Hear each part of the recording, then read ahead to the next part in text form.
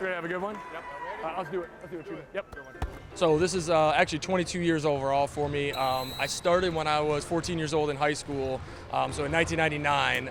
Then I got my license 4 years in. So once I graduated high school, I got my license. This has been 18 years with a license. Honestly, when I first started, I was just a freshman in high school looking for something new to try. And so I got involved in the CYO program, and Jeff Mulcarrick was teaching those classes at the time. So I learned from him how to officiate basketball in Westminster Gym and on the North End. So that's kind of dating myself a little bit, but yeah, that's how I started. And it was, 4 years after that, I was just kind of didn't know what I didn't know and decided to get my license because I liked it. And then just started working freshman and JV games from that point on. Blue three, player control. Yeah, so I teach at Evergreen High School in Metamora, and I think a lot of times you see a lot of officials who are in education or in related fields, and I think it's because, a lot of those skills tend to translate out onto the court. First of all, just enjoying being around kids, enjoying the teaching process, those sorts of things. So yeah, I think that the skills in the classroom, classroom management is just like game management. You try to preventively officiate just like you'll preventatively, try to see problems in the classroom before they happen. Pause on white 22, twice. The longer you do it, I think the game does slow down a little bit.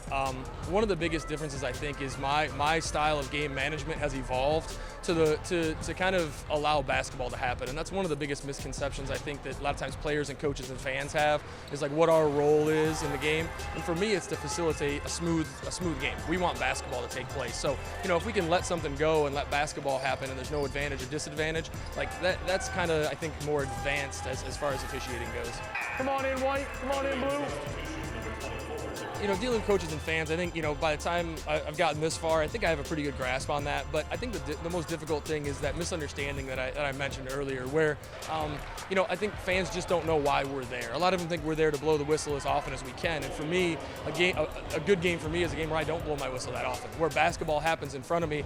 And, I leave the gym and nobody remembers that I was there because, the game was that well officiated. Basket's good, white 20 on the hold, one. A lot of the good officials in the area, and this might be surprising to people, just like players and coaches, we watch game film. We go back and watch games that we've officiated because we want to get better, just like a player wants to get better. And so those sorts of things where you might not think of that right off the bat, start watching yourself, start watching what you're doing on the court and see what you can improve upon. We go home at the end of the night and we have calls that we think about, just like the missed shot, just like the missed free throw, that kind of keep us up at night. And we, hopefully we use that to motivate ourselves to be better in the future, but it happens. You'll walk away from a game thinking, maybe I didn't do exactly everything I could have done for that game, and hopefully you use that as fuel to improve in the future. Honestly, the atmosphere of the game is the best part of being an official, and unfortunately in this season the atmosphere is a little bit removed from where it's been in previous years. But you get those Friday night games where the stands are packed, the fans are into it, the kids are into it, coaches are into it, and you feel like you get to be a part of something bigger than yourself. That's a great feeling.